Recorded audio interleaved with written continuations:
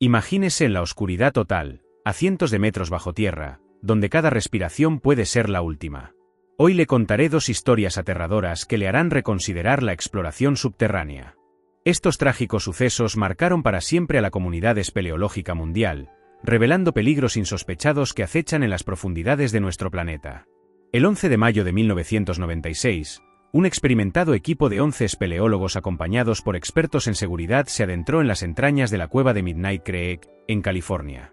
Esta misteriosa cavidad estaba prohibida desde 1984, sellada por las autoridades debido a las peligrosas concentraciones de sulfuro de hidrógeno en sus aguas subterráneas. Un gas mortal capaz de matar en cuestión de minutos. El equipo estaba allí para analizar estos gases tóxicos y evaluar si la cueva podía reabrirse al público. Pero lo que debía ser una misión rutinaria se convertiría en una pesadilla para uno de ellos. Los exploradores se habían dividido en pequeños grupos para navegar por los traicioneros pasadizos de la cueva. Richard, Colin O'Neill, Kurt y René formaban el equipo de cola, avanzando lentamente por las galerías húmedas y resbaladizas. Habían instalado sofisticados detectores de gas para controlar constantemente los niveles de sulfuro de hidrógeno en el aire. Cada miembro analizaba metódicamente el agua en busca de compuestos químicos peligrosos, especialmente derivados del azufre. Los expertos en seguridad inspeccionaban cada grieta en busca de signos de inestabilidad en la estructura rocosa. Al principio todo parecía bajo control, pero el destino tenía otros planes. La sección aguas arriba se había desarrollado sin incidentes, pero durante el regreso, la tragedia golpeó con la violencia de un trueno. Richard, que iba en cabeza, pisó lo que le pareció un suelo estable. Una roca cubierta de musgo resbaladizo. De repente, perdió el equilibrio y desapareció en un estrecho pozo vertical excavado en el lecho del arroyo. Su lámpara de carburo titubeó y luego se apagó en la caída. El pozo solo medía 3 pies de diámetro, apenas lo suficiente para el cuerpo de Richard. Aterrizó de pie, pero su torso se retorció de forma anómala y su cabeza se sumergió bajo la superficie del agua helada. La fuerza del impacto lo había atrapado con fuerza, con las piernas encajadas hacia arriba y el pecho comprimido contra las paredes rocosas. La corriente helada se agitaba a su alrededor, llenándole la nariz y la boca de agua paralizante. Presa del pánico, estiró el cuello hacia arriba, tratando desesperadamente de crear una bolsa de aire para respirar. La amenaza omnipresente del sulfuro de hidrógeno añadía una dimensión aterradora a su situación. Ese gas podía envenenarlo rápidamente si no encontraba una salida pronto. Durante unos angustiosos segundos, no supo si alguien había visto su caída. La idea de estar solo en esa posición asfixiante le provocó una descarga de adrenalina por todo el cuerpo. Su cabeza parecía aplastada bajo el agua por una mano invisible. Cada intento de mantener la cabeza fuera del agua le exigía un esfuerzo atroz, con los músculos temblando por la tensión. El agua helada era implacable, y cada gota que se colaba por su nariz le hacía toser y ahogarse. Esa posición empezaba a pasarle factura, y las náuseas aumentaban mientras su estómago se retorcía dolorosamente. Por encima de él, Colin O'Neill había presenciado la caída y reaccionó instintivamente, dirigiéndose hacia el pozo para ayudar a su amigo. En su prisa, Colin subestimó lo resbaladizo de la roca y resbaló a su vez, cayendo al pozo. El impacto empujó a Richard aún más profundamente en el estrecho pasaje, agravando su desesperada situación. El cuerpo de Richard se comprimió aún más, con las costillas presionando dolorosamente contra las despiadadas paredes rocosas. No podía saber si estaba en el fondo del pozo o si le esperaba otro precipicio más abajo. El miedo y la claustrofobia lo invadieron mientras la idea de la intoxicación por sulfuro de hidrógeno rondaba su mente. Colin luchaba por liberarse y pedía ayuda. René y Kurt, alarmados por el alboroto, acudieron al lugar.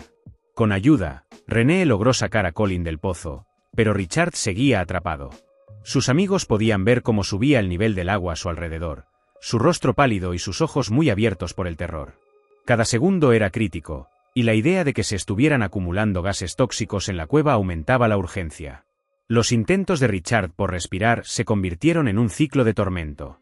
Reunía todas sus fuerzas para levantar la cabeza, jadeando para aspirar aire, solo para ver cómo sus músculos cedían y su cabeza volvía a caer en la corriente helada. Cada vez, el agua le llenaba la nariz y la boca, provocándole violentos ataques de tos y arcadas. Su visión se nublaba y oleadas de náuseas lo invadían. El grupo debatió rápidamente sus opciones. Dejarse caer sobre Richard para empujarlo hacia abajo era una maniobra desesperada y arriesgada, pero parecía ser la única solución inmediata. Con una coordinación minuciosa, Uno de ellos se colocó en posición para utilizar su peso estratégicamente. La fuerza ejercida hizo que el cuerpo de Richard se moviera, pero en lugar de liberarlo, le clavó el hombro derecho contra la roca dentada, dejándolo jadeando de dolor. El tiempo pasaba inexorablemente. René y Kurt consultaban frenéticamente sus mapas, buscando un paso alternativo que pudiera llevarles a una posición debajo de Richard. Si podían acceder al pozo desde otro ángulo, tal vez podrían empujarlo hacia arriba en lugar de hundirlo más en esa estrecha trampa.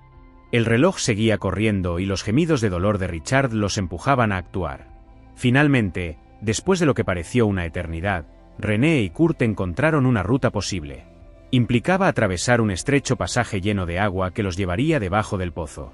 El camino era angosto, pero no había otra opción. Los dos se arrastraron por el estrecho túnel, cuyo ancho apenas permitía moverse. Mientras tanto, las fuerzas de Richard se debilitaban. Su cabeza volvió a sumergirse en el agua y, esta vez, le costó más levantarla. Por fin, René y Kurt emergieron al fondo del pozo. Desde abajo, podían ver la agonía de Richard. Van llegó al lugar y, sin preguntar qué había pasado, se puso inmediatamente manos a la obra. Van, coordinándose con Colin, agarró a Richard por las piernas. Comenzaron el delicado proceso de tirar de él hacia arriba mientras Colin y René empujaban desde abajo. Con un último esfuerzo coordinado de empuje y tracción, el torso de Richard quedó libre del pozo. Colin lo agarró por debajo de los brazos y lo subió al borde. Su cuerpo se derrumbó como un muñeco de trapo. Yacía allí, temblando violentamente, con el pecho elevándose mientras aspiraba el aire húmedo de la cueva. Aunque estaba magullado y contusionado, y probablemente con un hombro dislocado, estaba vivo. Pero su odisea no había terminado. La salida de la cueva Midnight cree que estuvo plagada de obstáculos, lo que se vio aún más dificultado por la visión alterada de Richard. Como único miembro del grupo familiarizado con la compleja disposición de la cueva, la responsabilidad de guiar al equipo hacia la salida recayó por completo sobre sus hombros. Sin sus anteojos, la débil luz de sus linternas de carburo apenas servía para iluminar el camino que tenían por delante.